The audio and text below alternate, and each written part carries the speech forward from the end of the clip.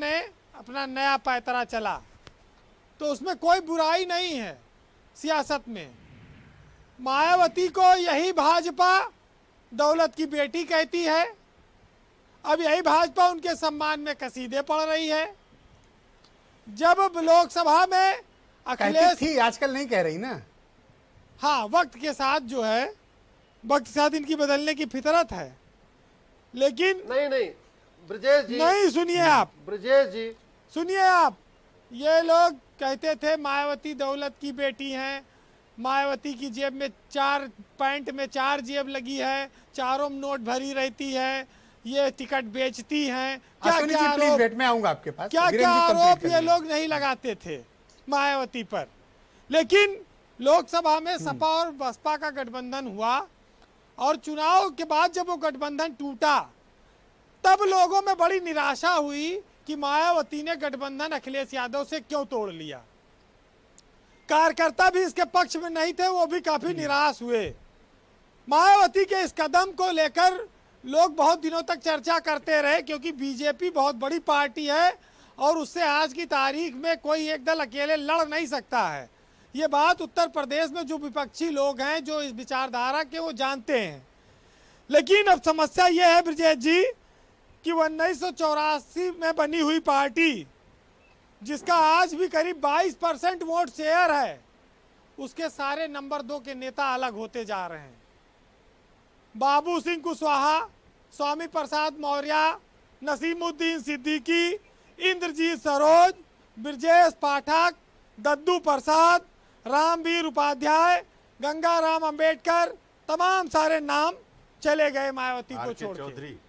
R K. Chaudhary, बिल्कुल ठीक कह रहे हैं।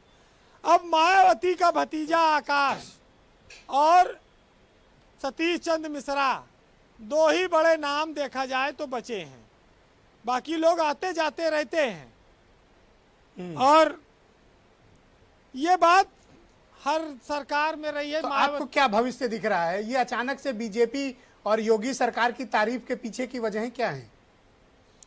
मैं उसी पे आ रहा हूं। कांसीराम जी ने एक बार कहा था ब्रजेश जी कि जुल्म के खिलाफ जो कौम आवाज नहीं उठाती, वह कौम लाशें उठाती है। लोग पिंजरों में बंद मुर्गे की तरह हो गए हैं, जिसका नंबर आता है वही चिल्लाता है, बाकी सब दाना चुगते हैं। तो ये कांसीराम जी ने बहुत पहले बातें कही थी। बिल्कुल सही। ये बीजेपी कहती थी, या विपक्षी दल मायावती के लिए कहते हैं कि अगर मायावती प्रधानमंत्री बन गई तो सरदार पटेल से भी अपनी ऊंची मूर्ति लगा देंगी। मायावती की मूर्तियों पर और पार्कों पर बहुत ताने चलते थे और सारे दलों ने ताने मारे हैं, कोई नई बात नहीं है। अब ये आज मायावती के विधायक प्यारे हैं उनको, उसमें कोई छुआछात नहीं है जी, और मायावती के नाम पर जी। अच्छा, बीजेपी गोवा में 4थे नंबर की पार्टी है। ये तोड़ के सरकार बनाए तो ये उच्च कोटि का आदर्श है। ये कर्नाटक में सरकार बनाए, ये उच्च कोटि का आदर्श है। मध्य प्रदेश में ये सरकार बनाए तोड़ के कोरोना काल में, ये उच्च कोटि का आदर्श है। मायावती जी आऊंगा, बिल्कुल मायावती सत्ता में नहीं है, लेकिन सियासत का जो चरित्र है ब्रजेश जी, जब जो ताकत में रहा सबने दुरुपयोग किया। अच्छा, बीजेपी की केंद्र में और यूपी में सरकार है, मायावती पहले भी सरकार बना चुकी इनके साथ। 2022 निकट है, तो तारीफ करने में एक दरवाजा खोल के रखो, पता नहीं कब कौन कुंडी खड़काए दिए कि हम अंदर आना चाहते हैं। तो भाई इसमें बीजेपी के लिए अगर वो सॉफ्ट हैं तो कोई बुराई नहीं है। और 2022 के बाद पता नहीं कब क्या स्थिति बने। तो कुंडी खटकाने का वेट हो रहा है। 2012 से 10 साल हो जाएंगे 22 में, जब सत्ता में नहीं है, तो कुछ तो जो है देखना पड़ेगा ना इंतजाम। पार्टी चलाना है, सबकी अपनी अपनी मजबूरियां हैं। लेकिन ब्रजेश जी, एक टाइम था एक देश में, कंक्लूड करें वीरेंद्र जी, कंक्लूड करें प्लीज। देखिए, जब देश आजाद हुआ तो आजादी के वक्त के नेताओं का आचरण बहुत उच्च कोटि का था। वो आदर्शवादी लोग थे, वो दल बदल में तोड़ने फोड़ने में विश्वास नहीं रखते थे। लेकिन उस पीढ़ी के अंतिम नेता के तौर पर अटल बिहारी वाजपेयी के बाद शायद कोई नेता अब देश में बचा नहीं है जो उस आदर्श को मानता हो। और ऐसे में अब आप इनसे आदर्शवादी व्यवस्था कोई बात करिए तो ये सब संविधान की बात करिए, ये सब खाली एक दूसरे को नीचा दिखाएंगे, इनके पास कुछ है नहीं।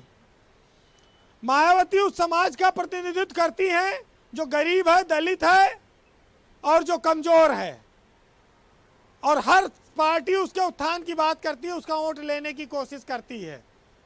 लेकिन आज हम 4 लाइनें उसके समाज के लिए कहेंगे, उसके सम्मान में कहेंगे कि मुर्दा लोहे को औजार बनाने वाले, अपने आंसू को हथियार बनाने वाले हमको बेकार समझते हैं ये सियासतदां, मगर हम हैं इस मुल्क की सरकार बनाने वाले। वाह, बहुत बढ़िया वीरेंद्र जी, बहुत बहुत शुक्रिया आपका। प्रोफेसर अभिषेक मिश्रा, क्या आप ये महसूस करते हैं कि मायावती ने आपके साथ गठबंधन करके 10 MP जिता लिए और अब आपके साथ उन्होंने धोखा किया?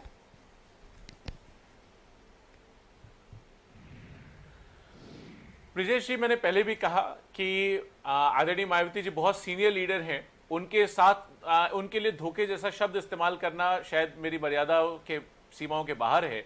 लेकिन इतना जरूर कहूंगा कि उत्तर प्रदेश की जनता बहुत आशान्वित थी इस गठबंधन से। उत्तर प्रदेश में स्पेशली इवन बसपा के जो लीडर्स थे, बीएसपी के जो कार्यकर्ता थे, बीएसपी के जो संगठन का स्ट्रक्चर है, अपनी